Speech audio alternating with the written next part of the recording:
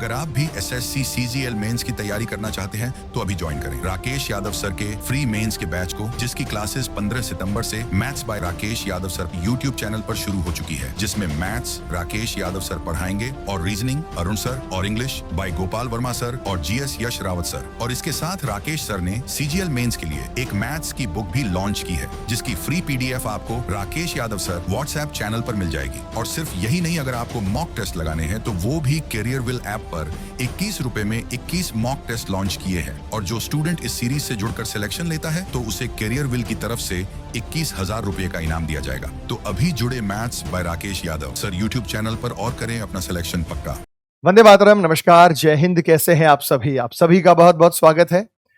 तो आइए चलते हैं अपने अगले सेशन पर, जिसका नाम है डाइस और क्यूब। दोनों ही चैप्टर में आप लोगों को यहां कराने वाला हूं एग्जाम पॉइंट ऑफ व्यू से। डाइस और क्यूब की मैं बात करूं तो डाइस की वेटेज ज्यादा है, इसके सवाल जो है वो क्यूब के मुकाबले ज्यादा पूछे जाते हैं। तो आप सभी यहां पे जब आपने प्री का एग्जाम दिया होगा तो डाइस के कॉन्सेप्ट पढ़ चुके होंगे। मैं फटाफट से क्विकली उन्हें रिवाइज कराऊंगा 10 से 15 मिनट में, और उसके बाद हम क्वेश्चंस को सॉल्व करना स्टार्ट करेंगे। तो सबसे पहले भाई मैंने बताया था कि जो डाइस होती है उसमें 6 सतह होती हैं, और सबसे पहले हमने बात की थी स्टैंडर्ड डाइस की, यानी मानक पासा और जनरल डाइस। दोनों के बीच में डिफरेंशिएट करना भी आप लोगों को यहां पे बताया गया था कि वो क्या होता है।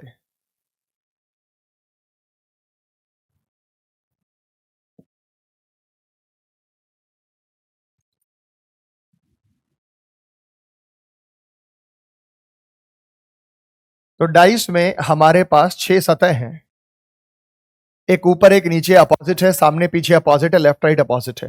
मैं विस्तार से नहीं पढ़ाऊंगा, मैं सिर्फ आपको क्विक रिवीजन यहां पे करा दूंगा। तो सबसे पहले आपको बताया गया था स्टैंडर्ड डाइस। स्टैंडर्ड डाइस क्या होता है?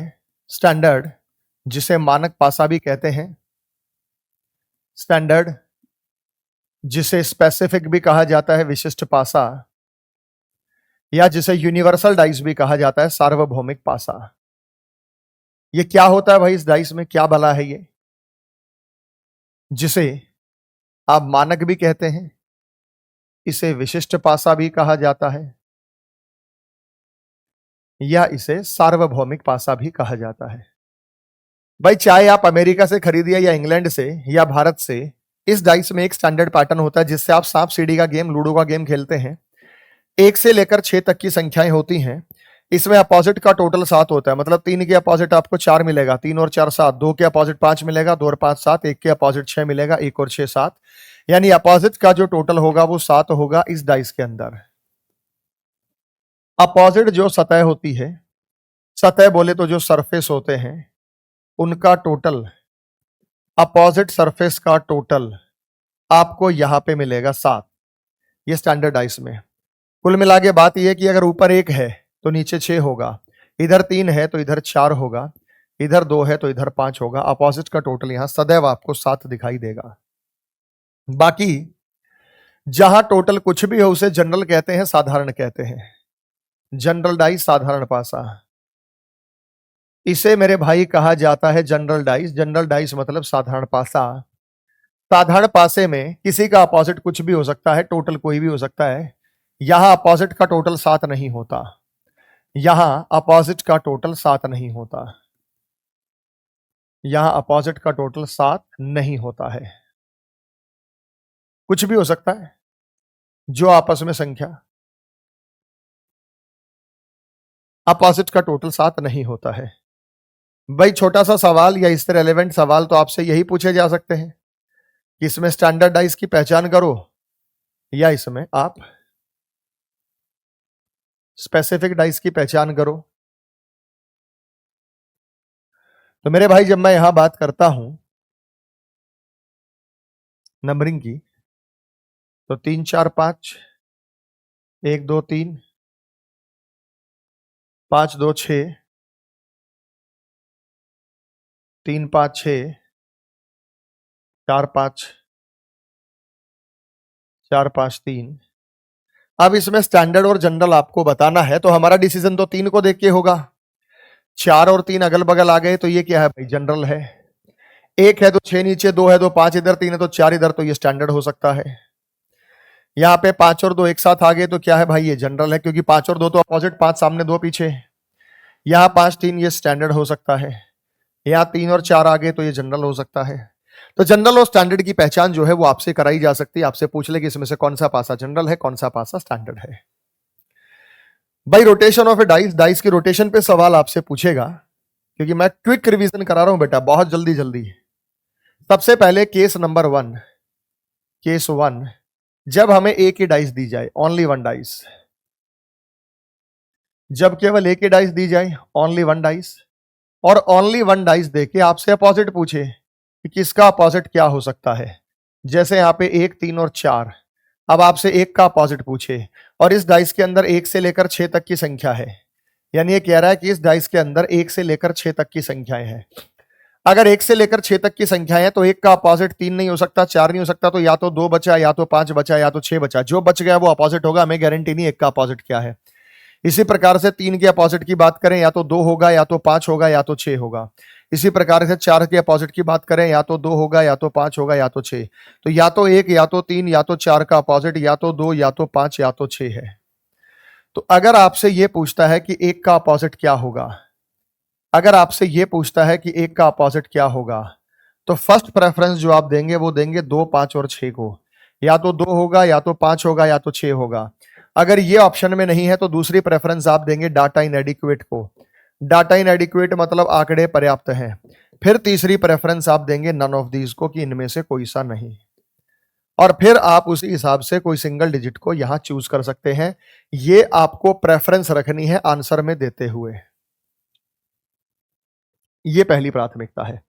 एक का अपोजिट 2 5 है। डाटा इनएडिक्वेट क्यों नहीं देंगे, क्योंकि डाटा तो अधूरा था, ऑप्शन ने पूरा कर दिया, इसके अलावा कोई अपोजिट हो ही नहीं सकता, इसके अलावा कोई अपोजिट हो ही नहीं सकता। तो हमारे पास डाटा तो अधूरा था निश्चित रूप से, लेकिन वो हमें ऑप्शन ने यहां पे पूरा कर दिया। तो लेकिन ये तो स्टैंडर्ड हो भी नहीं सकती, तो वैसे ही जनरल है। अगर ये बोल दे कि डाई स्टैंडर्ड है, ये तो हो भी नहीं सकता, ये तो बोलना ही गलत हो गया, डाई स्टैंडर्ड है। अगर ये कह देता बाई चांस फिगर दूसरी होती और ये कहता कि डाई स्टैंडर्ड है, तो भाई स्टैंडर्ड में तो 1 का 6 होता है, 2 का 5 होता है और 3 का 4 अपोजिट होता है। इसके अलावा तो कोई अपोजिट नहीं होता। ये बात तो आप 100% सेटिस्फाइड है कि स्टैंडर्ड में ऐसा ही होता है। ये हमारे पास यहाँ पे जनरल डाइस है। ऑप्शन के हिसाब से आप यहाँ पे चूज कर सकते हैं। अमूमन एक डाइस का प्रश्न आता नहीं है, 2 डाइस में आता है, जो केस नंबर 2 हमारा है।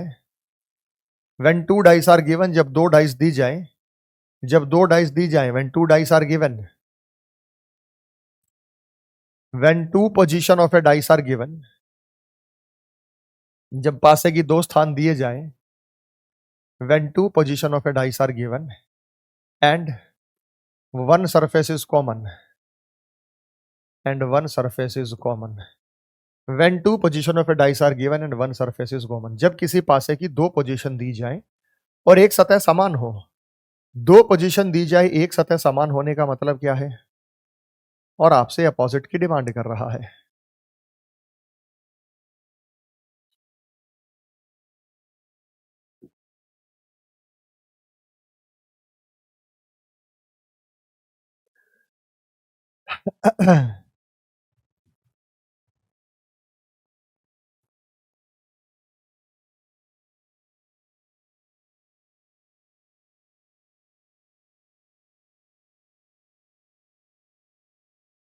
सेम डाइस में यहां बना रहा हूं।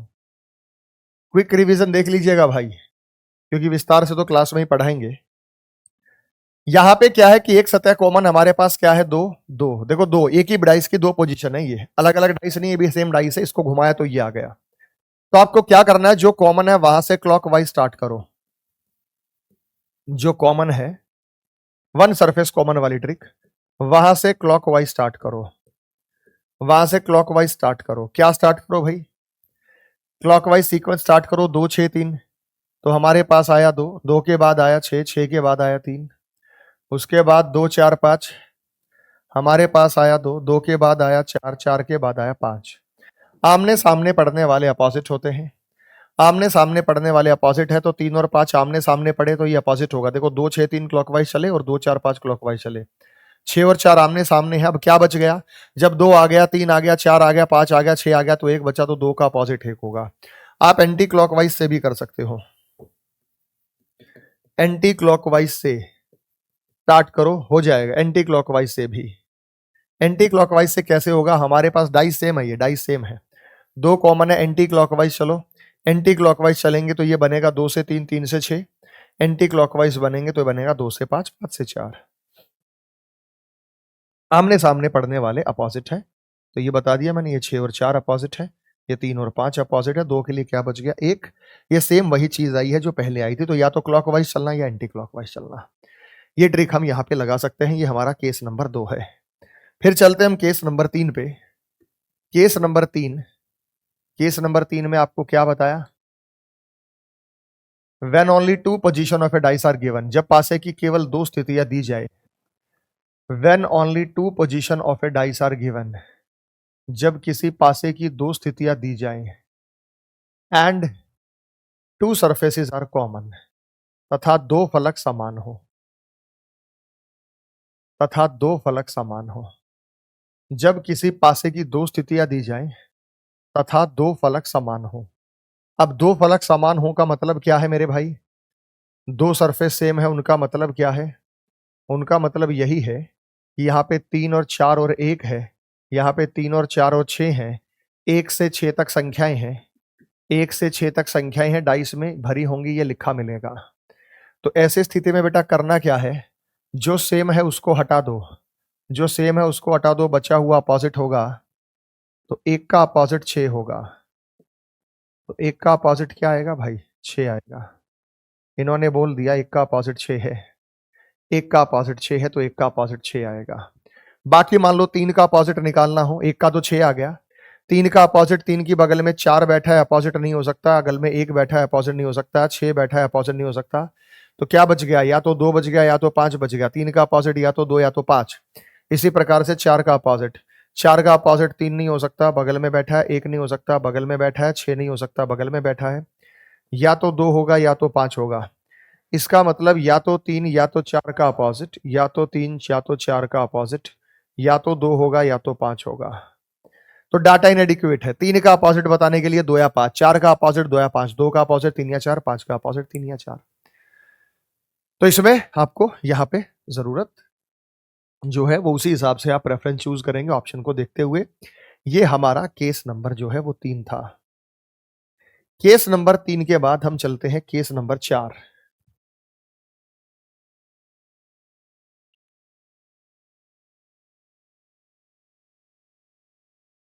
When only 2 position of a dice are given, जब पासे की केवल 2 पोजीशन दी जाए,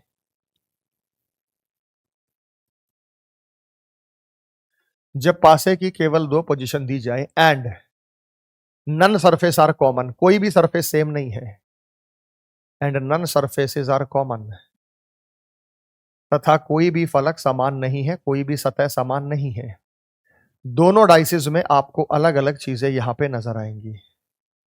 दोनों डाइसेस में आपको यहां पे जो चीजें नजर आएंगी वो अलग अलग नजर आएंगी। जैसे यहां पे 3, 2, 6, 5, 4 और 1। अब यहां पे अगर अपोजिट पूछ ले तो आंकड़े अपर्याप्त है।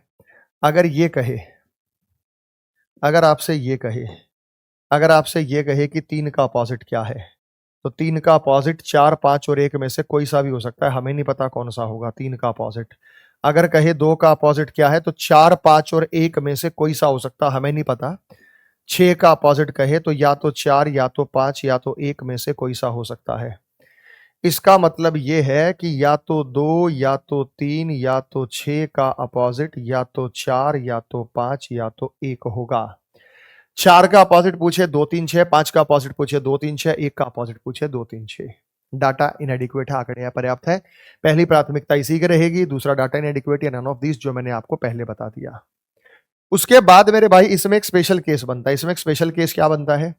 वो केस ये बनता है कि इफ गिवन, यदि दिया गया है, क्वेश्चन के अंदर लिख देता है इफ गिवन, यदि दिया गया है डेट 3 and 4 आर अपोजिट, 3 और 4 अपोजिट है।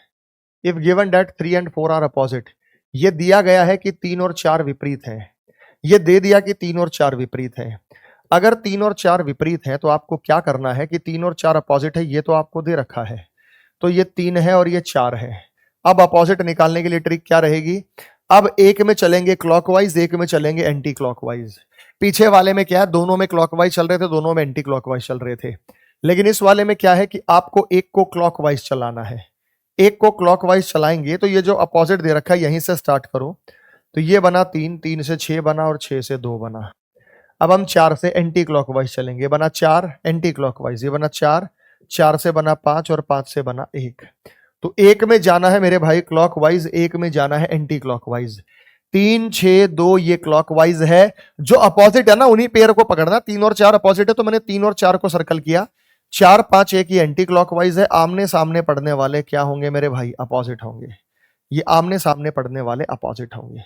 तो 2 डाइस का जो केस था वो आप सभी को क्लियर हो गया कि ये जो 2 डाइस का केस होता है इसमें क्या क्या पैटर्न। भाई या तो एक सरफेस कॉमन होगा, या 2 सरफेस कॉमन होंगे, या एक भी सरफेस कॉमन नहीं होगा। यही तो हो सकता है भाई, 2 डाइस में यही तो सिमिलरिटी हो सकती है। या तो एक सरफेस कॉमन होगा, या 2 सरफेस कॉमन होंगे, या कोई भी सरफेस कॉमन नहीं होगा, जो आपको स्क्रीन पे नजर आ भी रहा है। बताओ बेटा, बात समझ में आ गई। अगला केस जब 3 या 4 डाइस दी जाए, अगला केस जो हमारे पास हो सकता है वो क्या हो सकता है भाई, अगला केस नंबर 5 हमारे पास हो जाएगा जब when 3 or more position of a dice are given। Case number 5,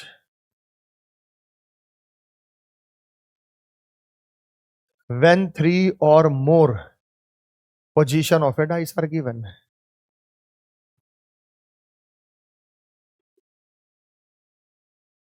जब किसी पासे की 3 या 4 पोजीशन दी जाए, देखो डाइस हम खुद ही डिजाइन कर सकते हैं, और खुद ही डिजाइन एग्जामिनर भी करता है। मौलिक प्रश्न देता है, जैसे मान लीजिए हमारे पास ये ए है, यहाँ बी है, यहाँ सी है, यहाँ डी है, यहाँ ई है और यहाँ एफ है। मैं इसको रोटेट करके अनेक प्रकार की डाइस बना सकता हूं जो आपको एग्जाम में नजर आ सकती हैं। मैं इसको रोटेट करके अनेक प्रकार की डाइस बना सकता हूं जो आपको एग्जाम में आ सकती हैं। भाई एक बात बताओ यार, अगर मैं इस डाइस को इधर रोटेट कर दूं, इधर रोटेट कर दूं, तो एक ही सेहत पे कोई फर्क नहीं पड़ेगा, क्योंकि जब हम किसी डाइस को लेफ्ट टू राइट या राइट टू लेफ्ट घुमाते हैं, जो संख्या ऊपर है वो ऊपर रहती है, जो संख्या नीचे नीचे रहती है। ये बी सामने आ जाएगा, ये डी आगे चला जाएगा, ये सी इधर चला जाएगा और ये ई इधर आ जाएगा। तो डाइस बन गई नहीं बनेगी। अगर मैं फिर से इसको इधर रोटेट कर रहा हूं तो ए और एफ की सेहत पे कोई फर्क नहीं पड़ना। मैं देखो ना, बी इधर आ गया, डी इधर आ गया और सी इधर चला गया, ई इधर आ गया। तो ए और एफ की सेहत पे कोई फर्क नहीं पड़ना। उसके बाद यहाँ पे क्या होना है, ये ई सामने आ जाना है, ये बी इधर आ जाना है, ये डी इधर आ जाना है और सी इधर आ जाना है। अगर मैं इसे ऊपर की तरफ रोटेट करूं, ऊपर की तरफ रोटेट करूं, ऊपर की तरफ रोटेट करेंगे तो जब यूं घुमाएंगे तो सी और बी पे कोई फर्क नहीं पड़ता। भाई जब ऊपर की तरफ रोटेट करेंगे तो लेफ्ट और राइट पे कोई फर्क नहीं पड़ेगा। आप इसको यूं घुमाते रहो, सी और बी पे कोई फर्क नहीं पड़ेगा। एफ सामने आ जाएगा, ई सामने आ जाएगा, ए इधर आ जाएगा, डी इधर आ जाएगा।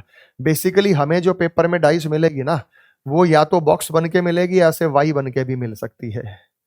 ये रहा, मैंने वाई क्यों बनाया, देखो पहली डाइस को मैं यहां उतार रहा हूं, ये मेरी पहली डाइस हो गई है, ये हमारी दूसरी हो गई, ये हमारी तीसरी हो गई, ये हमारी चौथी हो गई।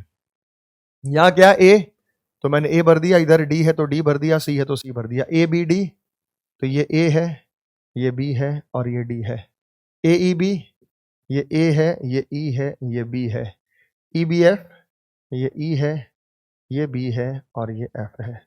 अब आपको क्या करना है, 4 डाइस ऐसे बक्से बने मिलेंगे, तो भाई अपनी वही ट्रिक लगा दो ना, 1 सरफेस कॉमन वाली या 2 सरफेस कॉमन वाली, अपोजिट आ जाएंगे। 1 सरफेस कॉमन वाली ट्रिक कैसी है, जैसे इसमें और इसमें ए कॉमन है, पहली और तीसरी डाइस में ए कॉमन है, तो क्लॉकवाइज घुमा दो दोनों में, तो बन गया ए सी डी। ए से चले सी, सी से चले डी, यहां से घुमा दो बेटा, क्या है ए बी ई, तो आया ए से आया बी, बी से आया ई। आमने सामने पढ़ने वाले अपोजिट है, तो डी का अपोजिट ई है, चेक करो बेटा, डी का अपोजिट ई हर एक डाइस में। सी का अपोजिट बी है, हर एक डाइस में सी का अपोजिट बी है। और ए का अपोजिट क्या है, A B C D E F है तो ई का एफ है। बस, आप जरूरी नहीं इससे करें, आप इससे कर सकते हैं, यहां बी डी ए, यहां बी कॉमन है, आप इस डाइस से भी कर सकते हैं लाडले बच्चों, आप इस डाइस से भी कर सकते हैं। जैसे यहां पे आप ध्यान दीजिएगा, जरूरी नहीं है कि आप इस डाइस से करें, आप इससे भी कर सकते हैं। आपको बी कॉमन नजर आया, आपको बी कॉमन नजर आया, आपने कहा बी ए डी, तो बी से आया ए और ए से क्या है बेटा डी। आपने कहा बी एफ ई, बी से आया एफ और एफ से आया ई, तो डी का ई है वही आया डी का ई, ए का एफ है वही आया ए का एफ, और बी का सी है वही आया बी का सी। तो वो सब आप इसी प्रकार से कर सकते हैं, 4 या 5 डाइस। उसके बाद भाई फटाफट से आपको बताया गया था ओपन डाइस, खुला हुआ पासा। ओपन डाइस क्या होता है? जब हम किसी डाइस के टुकड़े को काट के खोल देते हैं, खुला हुआ पासा होता है, ये होता है ये डाइस, और इसको फोल्ड करके वापस हमें एक बॉक्स बनाना होता है और वहां पे हमें बताना होता है कि किसके अपोजिट क्या जाएगा या कौन से डाइस का निर्माण होगा। ये ओपन डाइस में आप ये मत सोचना कि मैं आपको फटाफट से रिवीजन करा रहा हूं, बस फटाफट से, ताकि वो चीजें आपको ध्यान आ जाए जो आपने पढ़ा था। पढ़ाएंगे तो विस्तार से पढ़ाएंगे, इतना पढ़ाने के लिए मुझे 2-3 क्लासेस लगानी पड़ेंगी।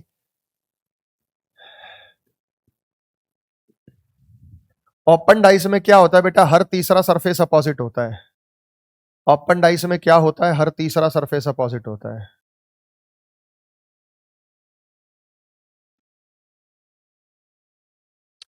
Every third surface is opposite कैसे होता है मेरे भाई? 1 2 3 1 2 3 आमने सामने पड़ने वाले अपोजिट होते हैं। जब इधर फोल्ड होगा या बैक साइड में फोल्ड होगा, आएंगे तो आमने सामने ही। तो गिनती आपको यही करनी थी कि 1 2 3, तो 2 का अपोजिट क्या होगा? 4। जब इसको फोल्ड करके डिब्बा बनाएंगे, 2 का अपोजिट क्या होगा? 4। 1 2 3, 1 का अपोजिट क्या होगा? 5।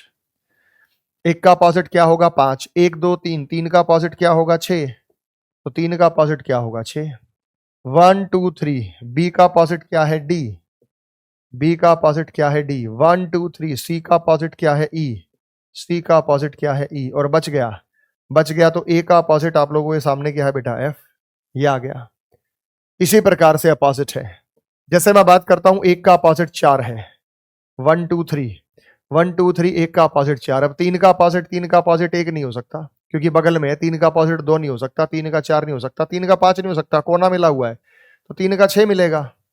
तो 3 का अपोजिट क्या मिलेगा? 6। जब 1 का 4 है, 3 का 6 है, तो क्या बच गया? 2 और 5 बच गए, वो अपोजिट होंगे। ऐसे आपको ये ओपन डाइस यहां पे बनाना था। तो यहां पे जब तमाम सवाल हम सॉल्व करेंगे और बाकी के लिए क्या क्या ट्रिक्स हम फॉलो करेंगे, अब हम यहां पे शुरुआत करने जा रहे हैं। उम्मीद करता हूं कि ब्रीफली जो कॉन्सेप्ट मैंने 20 मिनट में आपको दिया वो समझ में आ गया होगा। आगे जो भी चीजें आएंगी उन्हें रेगुलर पैटर्न से या उन्हें क्वेश्चंस के साथ साथ ही मैं आपको समझा दूंगा। इस पैटर्न के अंदर मैंने सीजीएल मेंस के, सीएचएल मेंस के सवाल मैंने आपको हर चैप्टर में जो है डाल के यहां पे दिए हैं। मेरे भाई ये है सीजीएल टायर 2, 26 अक्टूबर 2023 में आपसे एक सवाल पूछा गया। यही जो टाइप मैंने आपको बताया, नीचे दिए गए आरेख को जब घन के आकार पर मोड़ा जाता है तो कौन सा प्रतीक इसके विपरीत होगा? एज ये जो सिंबल है इसके अपोजिट कौन सा सिंबल होगा? मैंने आपको अभी थोड़ी देर पहले क्या बताया जस्ट, कि every third surface is opposite. प्रत्येक तीसरा जो सरफेस होता है वो अपोजिट होता है। उस तीसरे को काउंट करना कैसे है? 1 2 3 तो सर्कल और ये अपोजिट है, 1 2 3 तो ट्राइंगल और ये अपोजिट है, और जो बच गया वो अपोजिट है। तो ट्राइंगल और ये अपोजिट है, ट्राइंगल और ये आपस में अपोजिट है, तो इसके जो अपोजिट आएगा वो ट्राइंगल आएगा। ऑप्शन नंबर 3 बनेगा, ऑप्शन नंबर 3। तो कितना आसान सा सवाल है बेटा, कॉन्सेप्ट है। ऑप्शन नंबर 3 हम यहां पे बताएंगे। कारण क्या है कि हमारे पास जब ये दो अपोजिट होंगे, 1 2 3, जहां 3 आगे रुकेगा वो अपोजिट, 1 2 3 जहां 3 आगे रुकेगा वहां अपोजिट, और 1 2 आमने सामने भी क्या होंगे मेरे भाई? ये अपोजिट यहां पे होंगे। तो अपोजिट जब हम यहां पे होंगे तो उसे बता सकते हैं। नेक्स्ट आगे बताइएगा। अगला मेरे भाई, दिए गए विकल्पों से कौन सा पासा बनाया जा सकता है? आप इसे मोड़कर कौन सा पासा बना सकते हैं वो बताइएगा।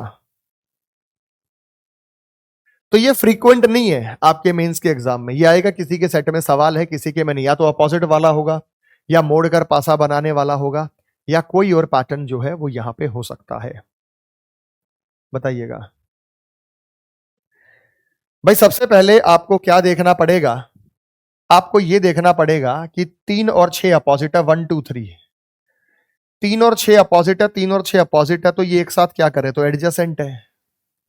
1 2 3, 1 और 4 अपोजिट है, 1 और 4 अपोजिट है, 1 और 4 अपोजिट है तो ये भी नहीं बनेगा।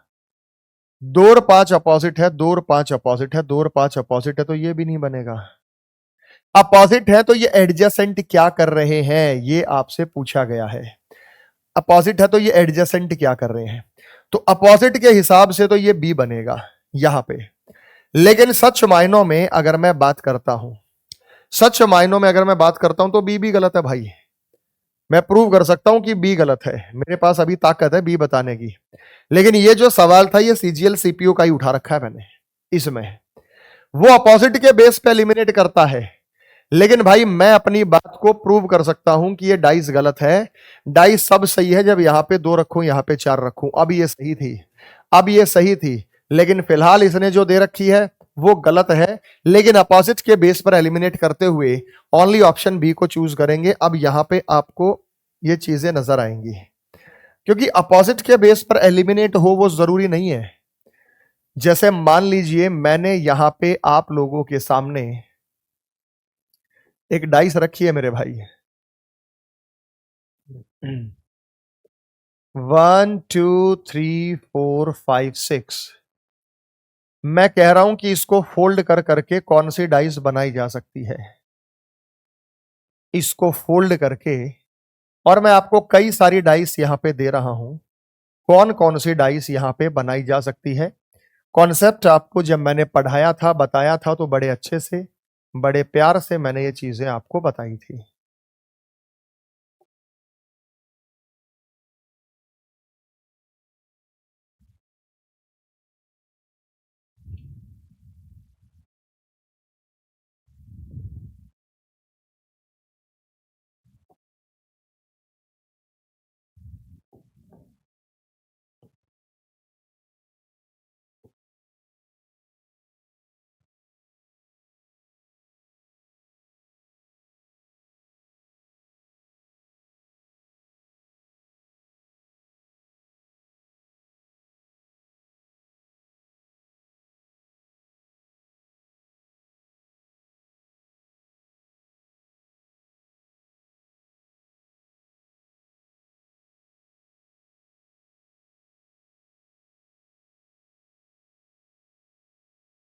अब आपसे सवाल पूछेगा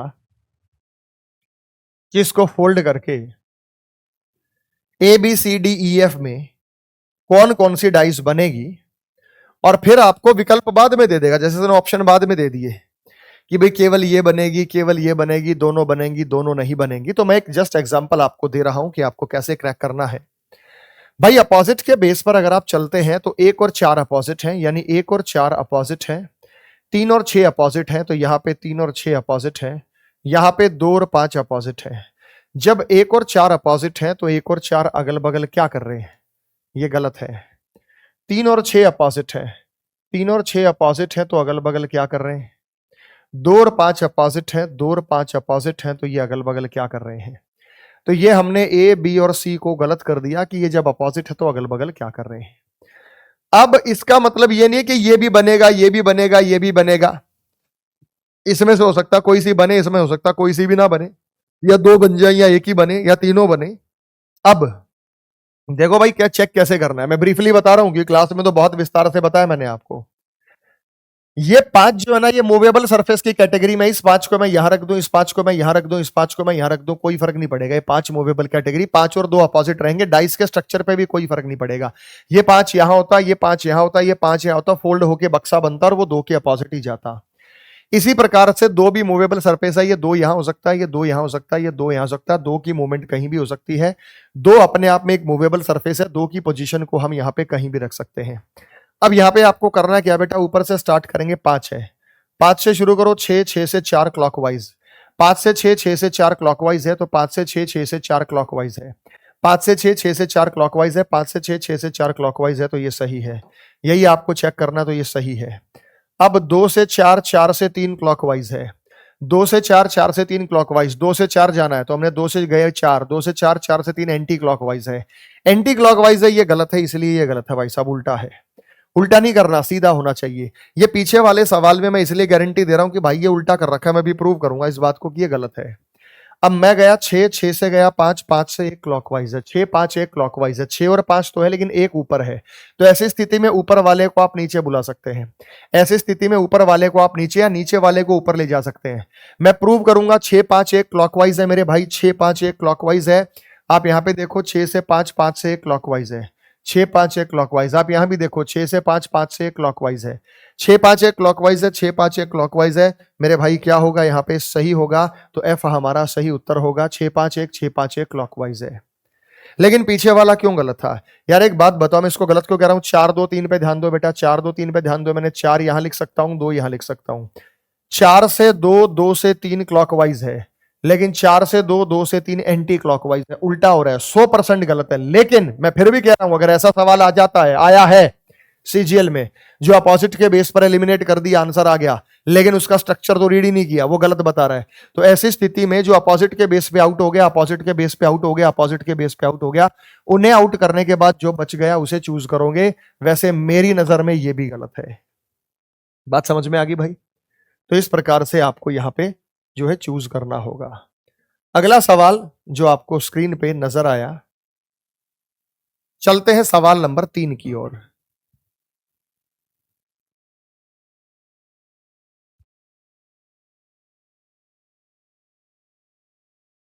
आओ मेरे भाई,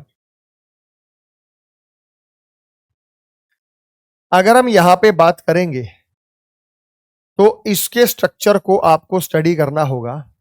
एम के साथ में ब्लैंक आ सकता है, ब्लैंक के साथ में ब्लैंक आ सकता है, ओ और एन अपोजिट है, ओ और एन अपोजिट है, ये एक साथ क्या कर रहे हैं? ओ और एन अपोजिट है, ये एक साथ क्या कर रहे हैं?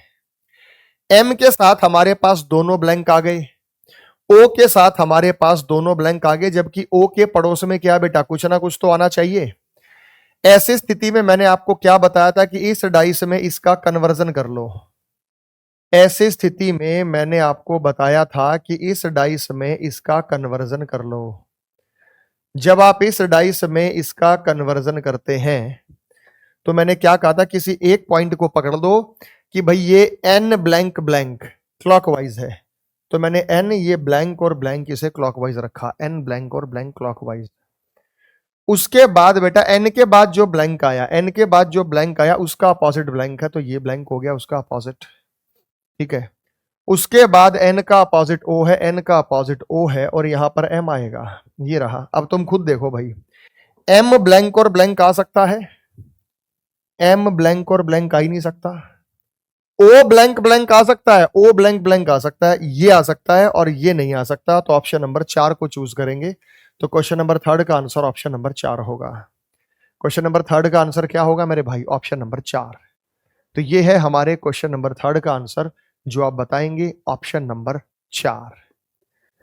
चलते हैं आगे सवाल नंबर 4 की तरफ।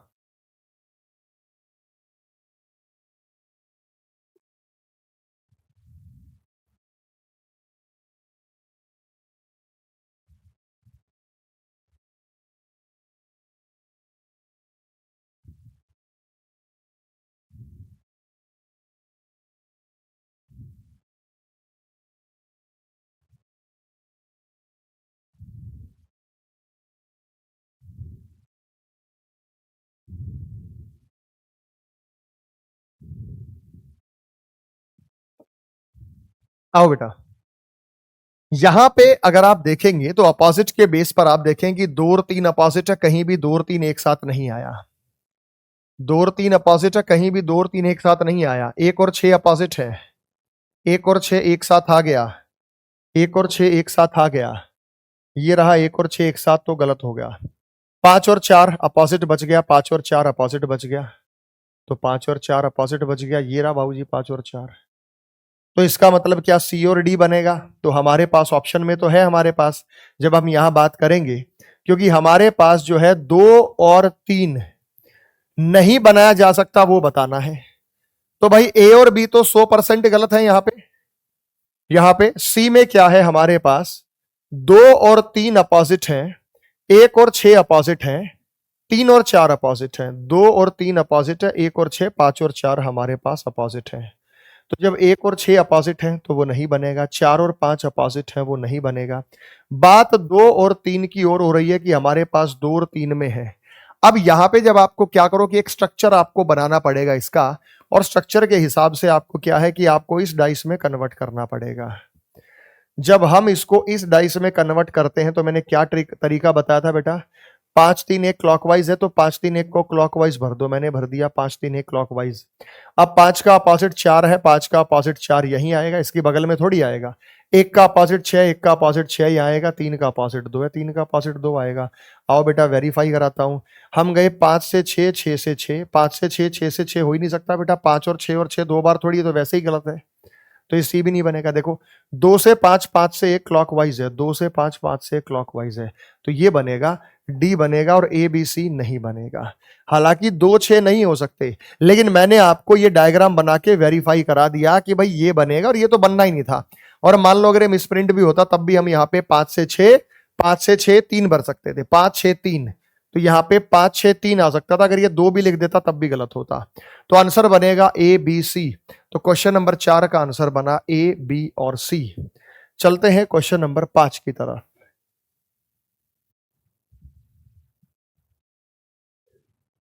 जो कि बहुत आसान है। जब दी गई आकृति को मोड़कर घन बनाया जाता है तो 3 बिंदुओं वाले फलक के विपरीत कितने होंगे? 3 के अपोजिट कितना होगा भाई? आपको पता है कि 6 और 3 अपोजिट होगा, opposite surface, every third surface is opposite. तो 6 का अपोजिट हमारे पास क्या होगा? 3। 4 का अपोजिट क्या होगा? 5। तो 6 का अपोजिट हमारे पास 3 होगा, 4 का अपोजिट हमारे पास 5 होगा, 1 का अपोजिट हमारे पास 2 होगा। तो 3 बिंदुओं के अपोजिट पूछा है तो 6 होगा, 3 बिंदुओं के अपोजिट पूछा है तो हमारे पास क्या होगा बेटा? ये 6 होगा। तो 3 के अपोजिट 6 होगा, तो क्वेश्चन नंबर 5 का आंसर आएगा थर्ड 6। नेक्स्ट आगे चलते हैं। अगला सवाल आपको स्क्रीन पे नजर आ रहा है,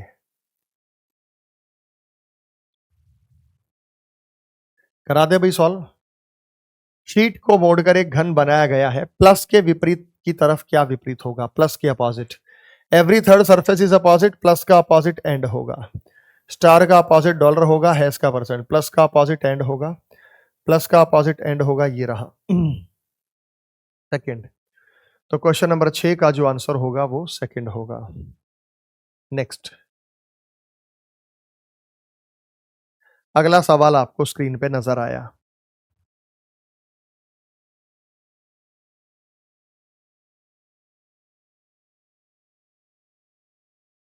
आओ बेटा, एक ही पासे की दो अलग अलग पोजीशन, लास्ट की लाइन को पढ़ना हमेशा। उस अक्षर का चयन करें जो आर वाले फलक के अपोजिट पर होगा, आर के अपोजिट पर होगा। PTU PT T Q R दोनों में क्या कॉमन है बेटा? टी।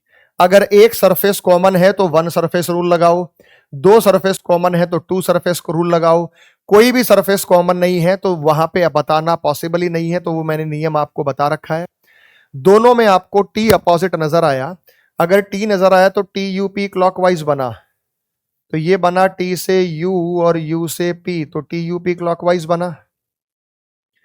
ये बना टी से क्यू और क्यू से आर, टी से क्यू और क्यू से आर। आर के अपोजिट पूछा है तो आर का पी होगा, आमने सामने पड़ने वाले अपोजिट, यू का क्यू होगा, और टी का क्या होगा बेटा? एक एस दे रखा है, यहां पे दे रखा है, तो टी का अपोजिट एस होगा। तो आपसे पूछा है आर के अपोजिट पी जाएगा, ऑप्शन नंबर 4। तो क्वेश्चन नंबर 7 का आंसर ऑप्शन नंबर 4 यहां पे होगा।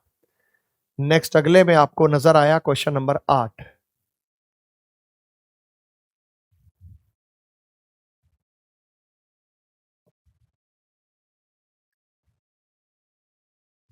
पी का अपोजिट क्या है? अब आपको 1 सरफेस निकालना है या 2 सरफेस? 2 सरफेस से भी आंसर आ सकता है, 1 सरफेस से भी आंसर आ सकता है। जैसे बोर्ड पे ध्यान दीजिएगा, यहां पे मेरे भाई एस और जी नजर आया, यहां पे मेरे भाई एस और जी नजर आया, दोनों में एस और जी नजर आया। बोर्ड पे ध्यान दीजिएगा, यहां पे आपको एस और जी नजर आया, यहां पे एस और जी नजर आया, तो ए का अपोजिट क्या होगा मेरे भाई? पी होगा।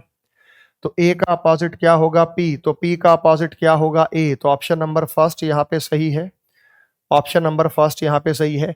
आप कहो सर हम कोई और नियम लगाना चाहते हैं, लगा लो बेटा। आप यहाँ पे देखो GAD, तो यहाँ पे G कॉमन है, यहाँ पे G कॉमन है, वन सरफेस रूल लगा दो तो ये बन गया GDA क्लॉकवाइज, तो ये बन गया G से आया D और D से आया A क्लॉकवाइज, ये बन गया GSP क्लॉकवाइज, ये आया G से आया S और S से आया P, ये क्या आया मेरे भाई क्लॉकवाइज। आमने सामने पढ़ने वाले अपोजिट है, P का अपोजिट A है, D का अपोजिट S है, और G के लिए क्या बच गया, तो या तो हमारे पास ऑप्शन में होगा, नहीं तो हमारे पास जो है विकल्प है तो P, तो P और A और S, तो फिलहाल यहाँ पे कोई विकल्प नहीं है, तो हम बताएं क्योंकि SDPG सब ऑप्शन में है। या तो इनको मेंशन करना था कि कौन कौन से हैं, लेकिन बाकी के लिए आप तो बता ही सकते हैं।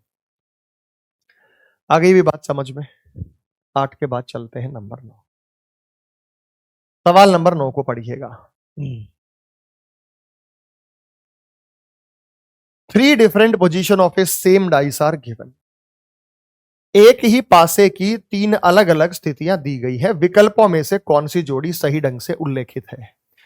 कौन सी जोड़ी का मतलब क्या है, ये अपोजिट के पेयर हैं, और जब आप अपोजिट के पेयर की बात करेंगे तो देखो भाई इन दोनों में कॉमन क्या है,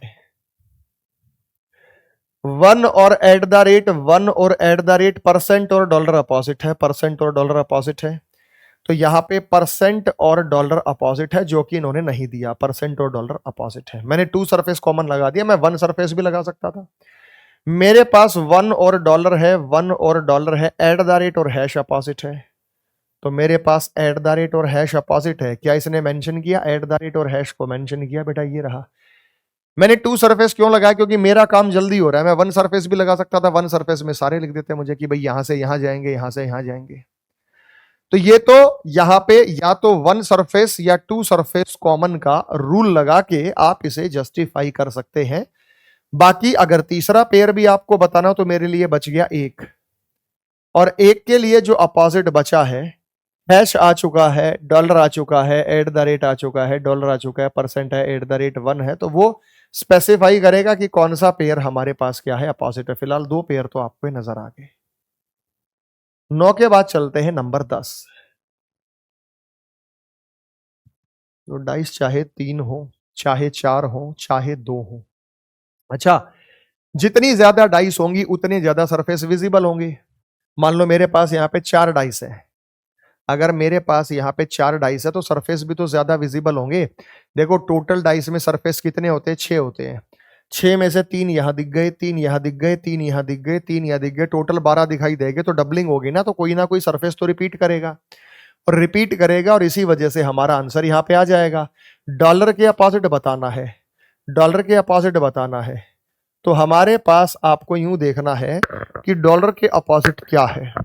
1 सरफेस कॉमन लगाइए, dollar at the rate percent, percent तो ये रहा परसेंट, ये रहा परसेंट, परसेंट से एट द रेट जाऊंगा, एट द रेट से डॉलर जाऊंगा, तो मैं चला क्लॉकवाइज, परसेंट से गया एट द रेट और एट द रेट से गया मैं डॉलर में, क्लॉकवाइज चला परसेंटेज से एट द, परसेंटेज से एक्सक्लामेटरी, एक्सक्लामेटरी से हैश, परसेंटेज से मैं चला एक्सक्लामेटरी, एक्सक्लामेटरी से मैं चला हैश। किसका अपोजिट पूछा है, डॉलर का अपोजिट हैश है। डॉलर का अपोजिट क्या है बेटा, हैश, ऑप्शन नंबर 3। तो क्वेश्चन नंबर 10 का जो आंसर होगा वो ऑप्शन नंबर 3 होगा। आप इसमें और कोई नियम लगा सकते थे, जरूरी नहीं कि आपको यही डाइस लेनी थी। आप इसमें इसमें कुछ कॉमन था तब लगा लेते बेटा, तब लगा लेते। ये एट द रेट कॉमन दिख रहा है, लगा लो बेटा, सेम आएगा। अगर अलग अलग आ रहा तो क्वेश्चन गलत है। ये आया एट द रेट से आया एंड, और एंड से आया डॉलर, एट द रेट से आया परसेंट, और परसेंट से आया हैश, एट द रेट से आया परसेंट, और परसेंट से आया हैश। तो डॉलर और हैश अपोजिट है, डॉलर और हैश अपोजिट है, एंड और परसेंट अपोजिट है, क्योंकि एंड बच गया था, एंड और परसेंट अपोजिट है। एट द रेट के लिए क्या बच गया, क्या बच गया, एक्सक्लेमेटरी बच गया। सेम आएगा, चाहे किसी तरीके से सॉल्व करो, चाहे आप क्लॉकवाइज चलिए, चाहे आप एंटी क्लॉकवाइज चलिए। 1 सरफेस कॉमन लगा सकते हैं, 2 सरफेस कॉमन लगा सकते हैं, 3 सरफेस कॉमन कुछ होता नहीं है बेटा, वो वाला तो नियम फिर नहीं निकलेगा। तो ये आपने अपोजिट बताया।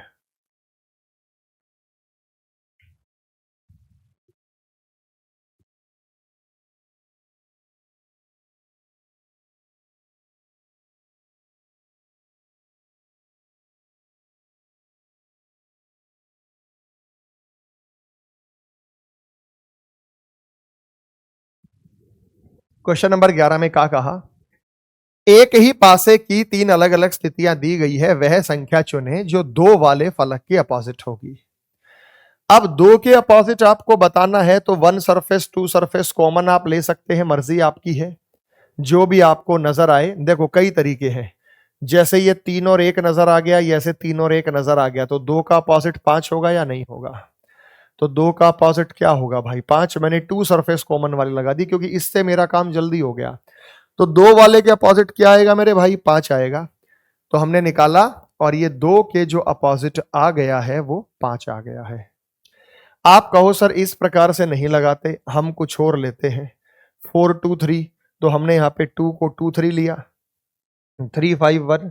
तो जैसे मेरे पास ये 3 था, मेरे पास ये 3 था, मैं गया 3, 3 से 5 गया और 5 से 1 गया, मैं गया 3 से 2 और 2 से 4 गया। तो सेम आएगा बेटा, 4 का 1 है, 2 का 5 है, 3 का 6 है। ये रहा 2 का 5, 2 का 5, वो वैसे भी आ गया था हमारा। तो ये आंसर हमारा वैसे भी आ गया था और आ जाएगा। क्लियर है भाई? बातों में क्लैरिटी है एकदम? कोई समस्या, दिक्कत, परेशानी किसी को? चलिए आगे चलते हैं अगले सवाल पे।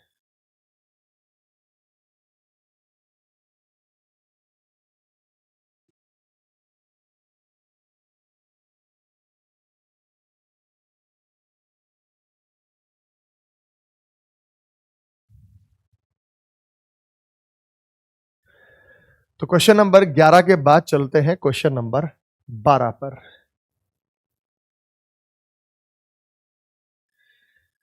यहां पे इन्होंने कहा कि ये स्टेटमेंट वाला सवाल है, कुछ स्टेटमेंट हमारे को यहां पे दी गई है, इन्हें कहते हैं भाई कथन। और इसको कलर फिलिंग भी कहा जा सकता है और इसको सरफेस फिलिंग भी कहा जा सकता है कि हम कथन में यहां पे कलर भर रहे हैं या इसमें हम सरफेस भर रहे हैं। जब मैं यहां पे किसी डायग्राम की बात करता हूं तो हमारे पास ये एक बॉक्स हमने लिया और रैंडमली हमें फिगर भरना है। पहले अपोजिट भरा करो, बी एफ के अपोजिट है और ई सी के अपोजिट है। जहां मर्जी मैं ले सकता हूं भाई, बी एफ के अपोजिट है, भाई बी किसके अपोजिट है? एफ के। मैं जहां मर्जी ले सकता हूं। ई किसके अपोजिट है? सी के। तो अब ये 100% गारंटी है कि ए और डी अपोजिट होंगे। 100% गारंटी है ए और डी अपोजिट होंगे, ए और डी अपोजिट होंगे। ए बी के सन्निकट है, सन्निकट होता है नजदीक, ए बी के नजदीक है। ए बी के नजदीक चाहे यहां भरो चाहे यहां भरो, कोई फर्क नहीं पड़ेगा। ए बी के नजदीक हो गया, इधर ले लो, या ए बी के नजदीक हो गया, इधर ले लो, कोई फर्क नहीं पड़ेगा बेटा। उसके बाद डी बी के सन्निकट है, डी बी के सन्निकट है, बी के सन्निकट नजदीक कौन है? डी। कह रहा कौन सा कथन निश्चित रूप से सत्य है? निश्चित रूप से सत्य यही आएगा कि ए और डी अपोजिट होंगे, ए और डी के बीच में कोई बात करेगा। यहां पे जो दिया गया, इन्होंने कहा कौन सा कथन निश्चित रूप से सत्य है? ए सी और बी के बीच में है। भाई साहब ए सी और बी के बीच में तभी होगा जब सी और बी अपोजिट होंगे, तो ये स्टेटमेंट तो गलत है। उसके बाद ए डी के सन्निकट है, ए और डी तो अपोजिट है, ए डी के सन्निकट होने का सवाल ही पैदा नहीं होता। बी ए और डी के बीच में है, बी ए और डी के बीच में है। भाई ए और डी अपोजिट है, ए और डी के बीच में कौन है? बी। बिल्कुल है भाई, 100% है, सी। और F is between B and E, F B और ई के बीच में, वो वैसे ही गलत है। आंसर हमारा आ चुका है, पहले का आंसर क्या होगा? सी होगा। तो क्वेश्चन नंबर 12 का आंसर जो हमें नजर आया वो क्या होगा? Option number C. ये होते मेरे भाई स्टेटमेंट वाले सवाल। इनमें कथन दिया जाएगा, इसमें कोई कलर दिया जा सकता है, इसमें कोई सतह दी जा सकती है, और उस जानकारी के आधार पर हमें उसे डायग्राम में भरना होता है और डायग्राम में भरने के बाद हमें यहां पे रिजल्ट निकालना होता है। क्वेश्चन नंबर 13 की हम बात करेंगे आगे।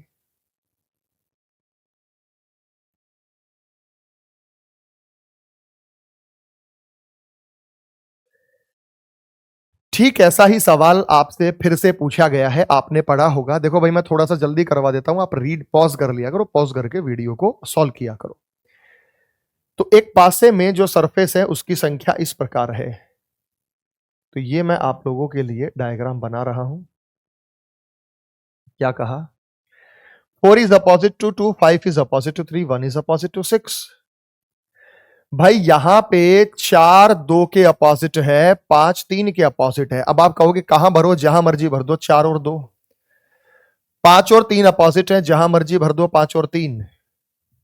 1 इज अपोजिट टू 6, जहां मर्जी भर दो 1 और 6। 1 और 6। निम्नलिखित में से कौन सा निश्चित रूप से गलत है? निश्चित रूप से गलत है वो कौन सा है? 1 is not adjacent to 5 and 3।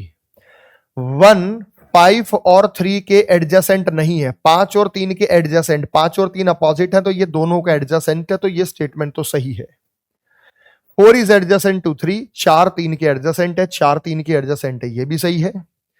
4 is adjacent to 5, 4 5 के एडजेसेंट है, ये भी सही है। 2 is adjacent to 1, 2 is adjacent to 1। लेकिन यहां पे इन्होंने कहा निश्चित रूप से गलत, डेफिनेटली रॉन्ग कौन सा हो सकता है? 1 5 और 3 के सन्निकट नहीं है। एक जो है ये 5 और 3 के सन्निकट नहीं है, नहीं है। तो यहां पे जब हम बात करेंगे ना, इन्होंने कहा नहीं है, नहीं है भाई, है ना, ये तो इनके बीच में बैठा है। एक जो है 5 का भी पड़ोसी है, एक जो है 3 का भी पड़ोसी है, एक 3 और 5 दोनों का पड़ोसी है। तो ऑप्शन नंबर ए सेकंड यहां पे इसका सही उत्तर होगा, जो आपको ऑप्शन से नजर आ रहा है। तो क्वेश्चन नंबर 13 का आंसर जो बनेगा वो ऑप्शन नंबर ए बनेगा। ये एकदम एकदम सटीक और सही सवाल आपको स्क्रीन पे नजर आ रहा है। नेक्स्ट अगले सवाल पर चलते हैं, सवाल नंबर 14।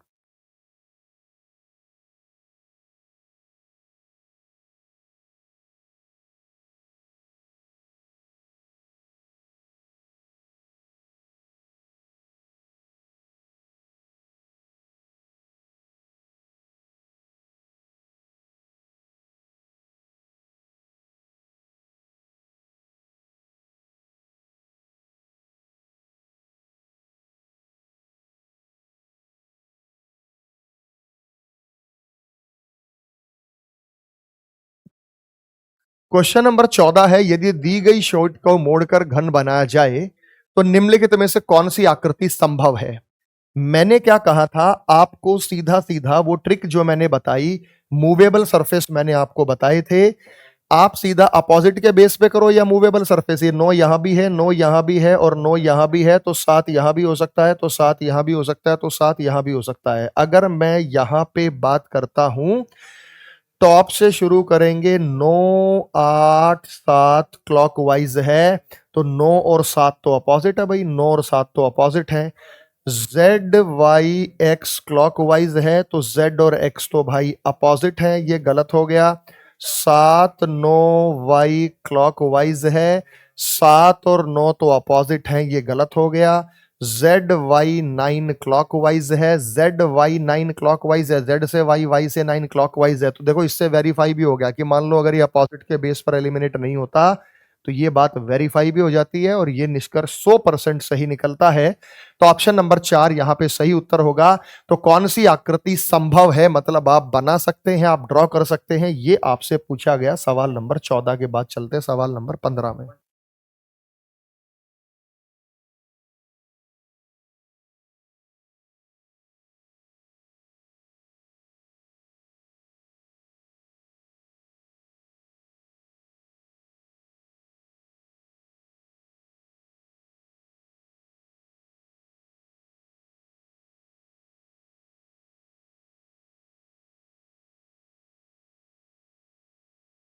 सवाल नंबर 15, देखो अपोजिट के बेस पर एलिमिनेट हो जाए बहुत अच्छी बात है, एसएससी का लेवल इतना ही है कि वो अपोजिट के बेस पर एलिमिनेट करता है।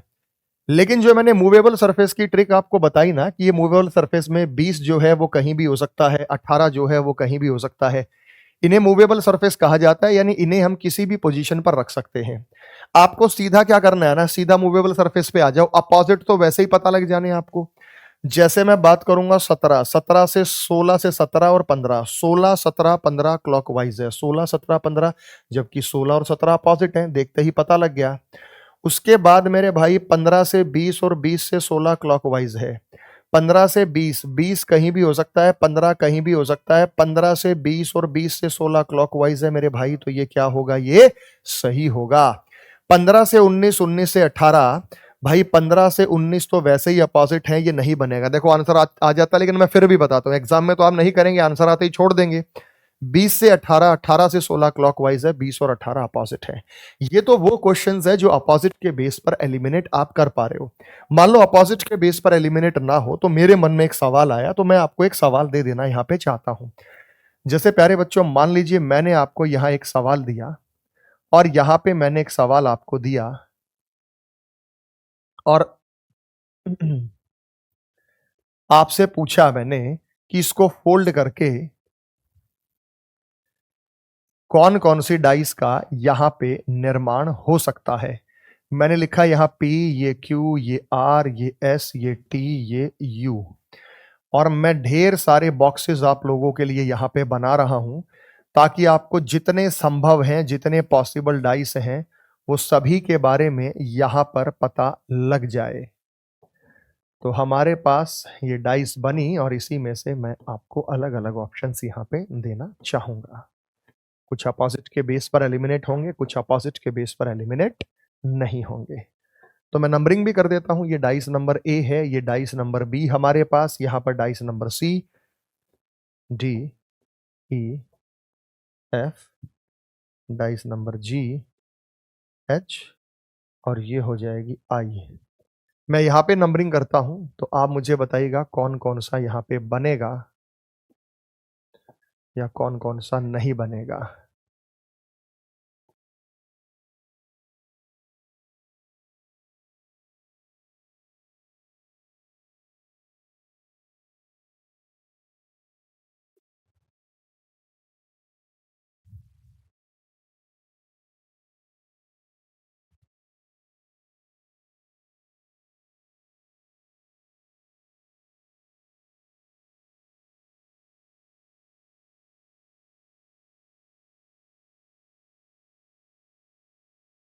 चलो बताओ कौन कौन सा इसमें बनेगा या नहीं बनेगा।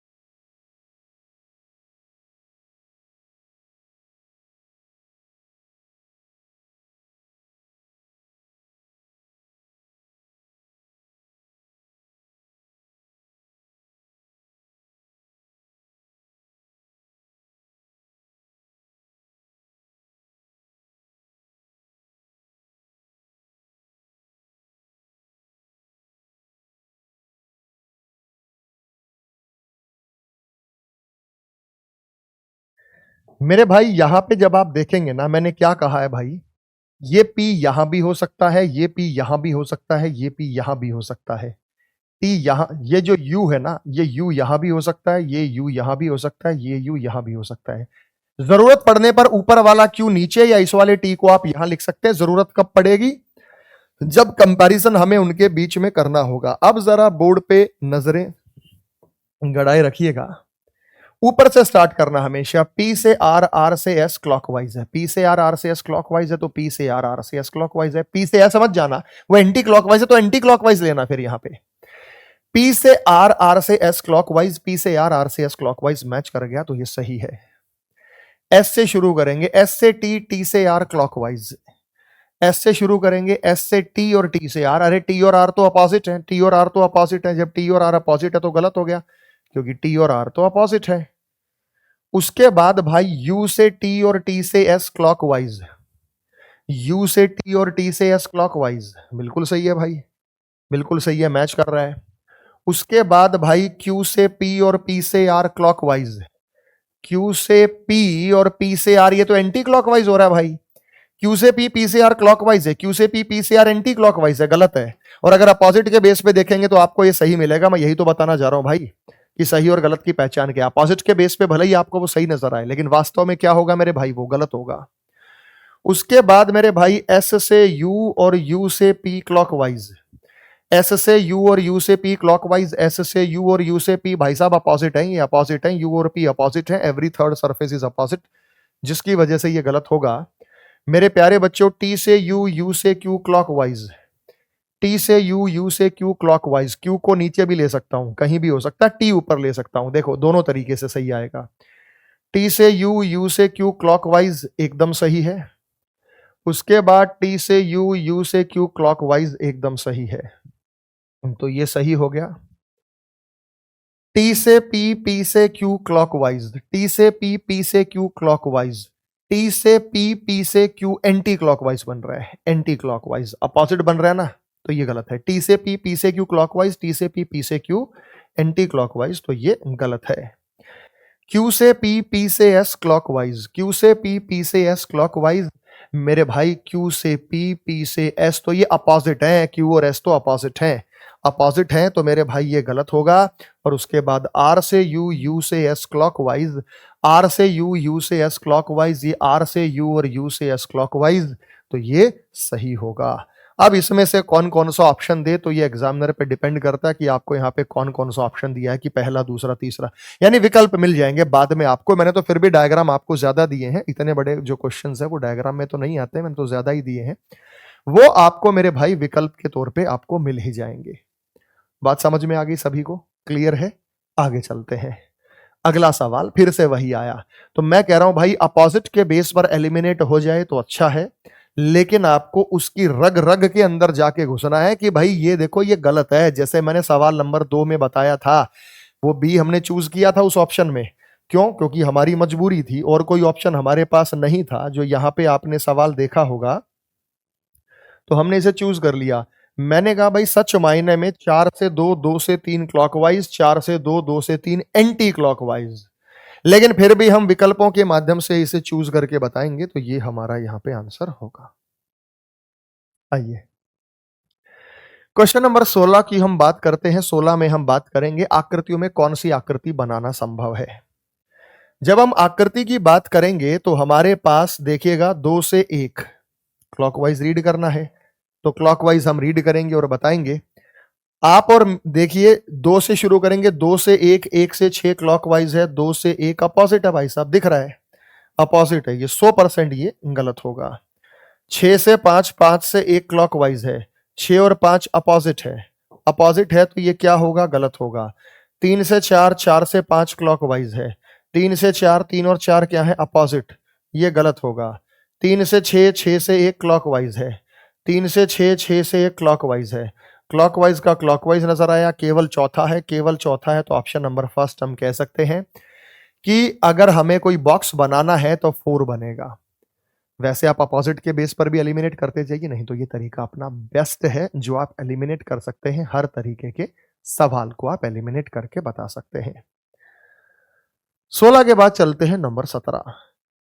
17 नंबर सवाल आप लोगों को स्क्रीन पे नजर आ रहा है।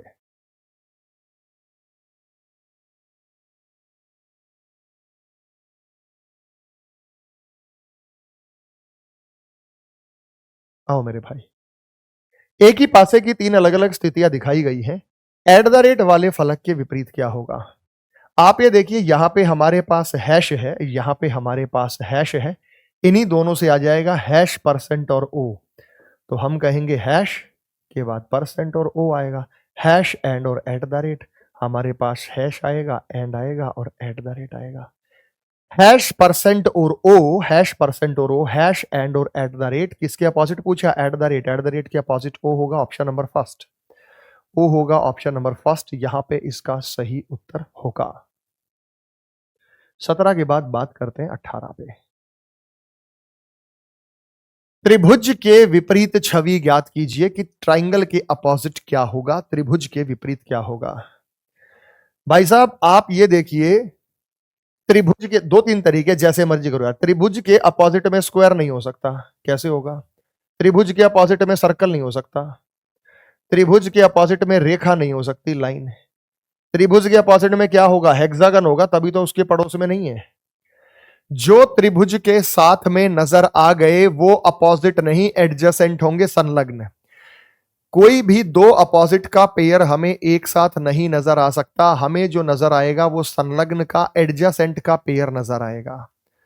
तो यही मैं आपको बता रहा हूं, सिखा रहा हूं कि भाई त्रिभुज के बगल में सर्कल नजर आ गया, अपोजिट नहीं होगा। त्रिभुज के बगल में स्क्वायर नजर आ गया, अपोजिट नहीं होगा। त्रिभुज के बगल में रेखा नजर आ गई, अपोजिट नहीं होगा, तो बचा हेक्सागन। जो इसके बगल में नजर नहीं आया वही इसका अपोजिट होगा। 18 के बाद चलते हैं 19 नंबर पे।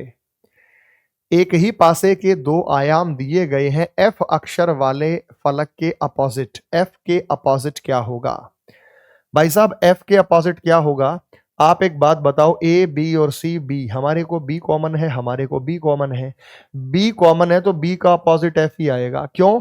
क्योंकि बी ए सी ये तो अपने आप में एक सीक्वेंस बना लेंगे, पूरा सॉल्व करके क्यों समय खराब करेंगे। बी ए सी आ गया और हमारे पास यहां बी डी ई आ गया। भाई यहाँ पे सी का ई है, ए का डी है, तो बी का एफ बचेगा या नहीं बचेगा? तभी तो बी की बगल में एफ और बी की बगल में एफ नजर नहीं आया। तो एफ का अपोजिट बी और बी का अपोजिट एफ। एफ अक्षर वाले फलक के अपोजिट कौन सा होगा बेटा? बी। तो बी का अपोजिट एफ और एफ का अपोजिट क्या होगा मेरे लाडले बच्चों? यहाँ पे बी होगा, जो कि आप मैक्सिमम बच्चों को सही तरीके से नजर आया।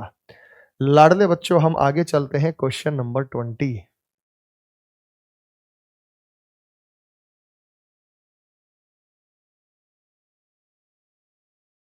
आइए आपको सॉल्व कराते हैं। एक ही पासे की अलग अलग स्थितियां जिसमें 6 11 पर हैं। 15 के अपोजिट क्या होगा? 15 के अपोजिट क्या होगा? आप यहां पे देखिए, हमारे पास 11 है और 11 है, हमारे पास 14 है और 14 है। जब आपको 11 और 14 11 और 14 नजर आया तो 15 और 16, तो 15 का अपोजिट क्या होगा भाई? 16 होगा। तो 15 का अपोजिट क्या होगा भाई? 16 होगा। तो 15 का अपोजिट होगा 16।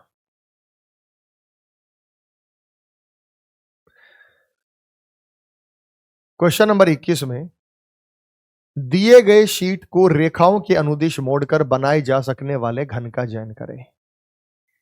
मैंने कहा था आप हमेशा टॉप से शुरू कीजिएगा।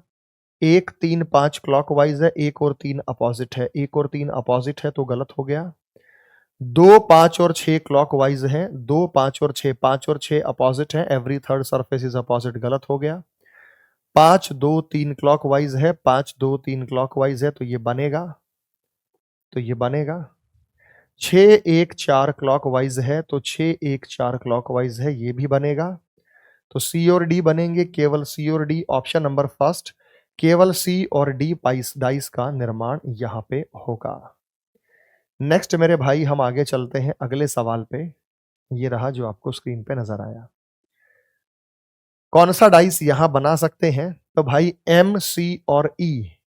एम सी और ई में जब बात करेंगे तो ये रहा एम सी और ई एंटी क्लॉकवाइज है। एम सी और ई एंटी क्लॉकवाइज है तो ये पहला है, तो ये पहला हमारे पास बनेगा। उसके बाद ओ एम ई क्लॉकवाइज है। ओ और एम तो अपोजिट है तो ये गलत हो जाएगा। ए सी डी क्लॉकवाइज है। ए और सी तो अपोजिट है, ये गलत हो जाएगा। एम सी डी क्लॉकवाइज है। एम सी डी क्लॉकवाइज है, क्लॉकवाइज का क्लॉकवाइज तो ये सही हो जाएगा। तो पहला और चौथा, यानी हम कहेंगे ए और डी, ऑप्शन नंबर फर्स्ट यहां पे बनेगा। लेकिन अगर मान लो दूसरी डाइस को कंपेयर करना होता ना बेटा, यानी आगे मान लो और भी आपसे वैरायटी पूछ लेता इस सवाल में, तो मैंने बताया आप इस डाइस को इस डाइस में कन्वर्ट कर लेते। ये तो हमें एम सी डी का और एम सी ई का ही दे रखा था। मान लो ये एम का और डी का और ए का कंपैरिजन करता तो कैसे करते? तो फिर आप इस डाइस में कन्वर्जन कर लेते। कन्वर्जन करने का तरीका मैंने क्या बताया कि सी एम ई क्लॉकवाइज है, तो हमारे पास ये आया, ये सी एम ई क्लॉकवाइज है। एम का अपोजिट ओ है तो एम का अपोजिट ओ है। ए का अपोजिट सी है तो ए का अपोजिट सी है। और ई का डी है तो ई का डी है। देखो आंसर वही आएगा। एम सी डी क्लॉकवाइज है तो एम सी डी क्लॉकवाइज है। एम सी ई एंटी क्लॉकवाइज है, एम सी एंटी क्लॉकवाइज है, एम सी एंटी क्लॉकवाइज है। मर्जी आपकी। अब आप कहोगे सर क्लॉकवाइज का एंटी क्लॉकवाइज क्यों कर रहे हो? भाई साहब यहाँ अगर क्लॉकवाइज कर रहे हैं तो यहाँ भी क्लॉकवाइज, यहाँ एंटी क्लॉकवाइज तो यहाँ भी एंटी क्लॉकवाइज। इस बात का आपको ध्यान रखना होगा। 22 के बाद चलते हैं सवाल नंबर 23 पे, जो कि स्टेटमेंट से रिलेटेड सवाल है।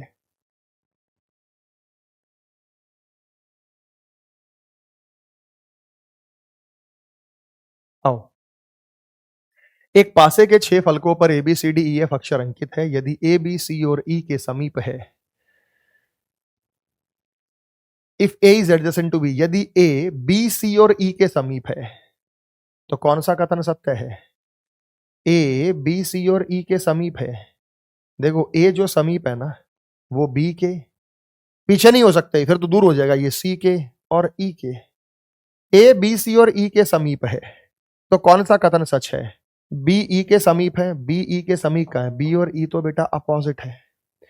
ए डी के समीप है, ए डी के समीप है, डी पीछे भी हो सकता है, डी इधर भी हो सकता है, डी एफ के समीप है। अच्छा यहां पे देखो हमारे पास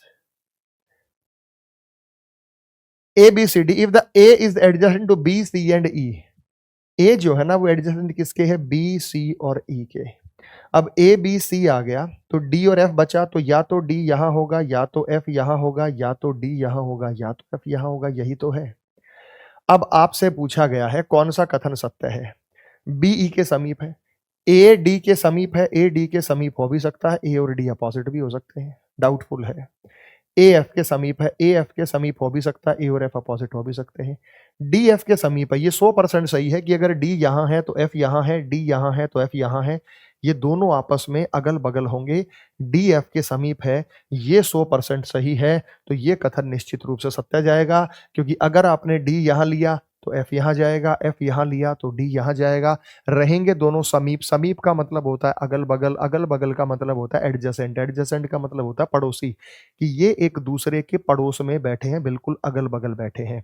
तो स्टेटमेंट वाले सवाल भी मैं आपको और कराऊंगा, क्वेश्चन मार्क वाले सवाल भी अभी आपके टाइप में जो है वो रहेंगे, डाइस में जो जो संख्याएं हो सकती हैं वो कराएंगे। निम्नलिखित में से कौन से अक्षरों के जोड़े विपरीत दिशाओं में होंगे, every third surface is opposite, A और यू अपोजिट होगा, ऑप्शन में नहीं है, क्यू और ई अपोजिट होगा, ऑप्शन में है, और एल और बी अपोजिट होगा, ऑप्शन में नहीं है। 1 2 3 तो ये अपोजिट, 1 2 3 तो ये अपोजिट, एल और बी बच गया तो ये फिर अपोजिट दिशा में जाएगा। नेक्स्ट आपके आगे सब सवाल जो नजर आ रहे हैं वो आप बताएंगे। दी गई शीट को रेखाओं के अनुदिश मोड़कर बनाए जा सकने वाले पासे का चयन करें। मैंने क्या कहा है, हमेशा टॉप से स्टार्ट करना है भाई। 1 से 3, 3 से 2 क्लॉकवाइज है, 1 से 3, 3 से 2 क्लॉकवाइज है, तो ये सही है। 6 से 5, 5 से 4 क्लॉकवाइज है, 6 से 5, 5 से 4 क्लॉकवाइज है, तो ये भाई सही है। 4 से 6, 6 से 1 क्लॉकवाइज है, 4 से 6, 6 4 और 1 तो अपोजिट है, तो मेरे भाई ये क्या होगा, गलत होगा। और 2 से 3 और 3 से 6 क्लॉकवाइज है, 2 और 6 अपोजिट है, तो ये भी गलत होगा। ए और बी बनेगा ऑप्शन नंबर 3, यहाँ पे सही उत्तर होगा क्वेश्चन नंबर 25 का।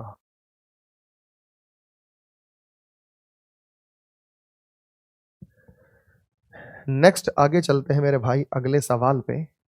अगला सवाल, दी गई शीट को मोड़कर एक घन बनाया गया है, विपरीत दिशाओं में क्या होगा, डॉलर और एंड होगा, डॉलर और एंड हमें नहीं दिख रहा, परसेंट और प्लस होगा, परसेंट और प्लस नहीं दिख रहा, हैश और एट द रेट होगा, हैश और at the rate option number 4 में आपको यहां पे नजर आ गया, तो हैश और at the rate option number 4 में होगा।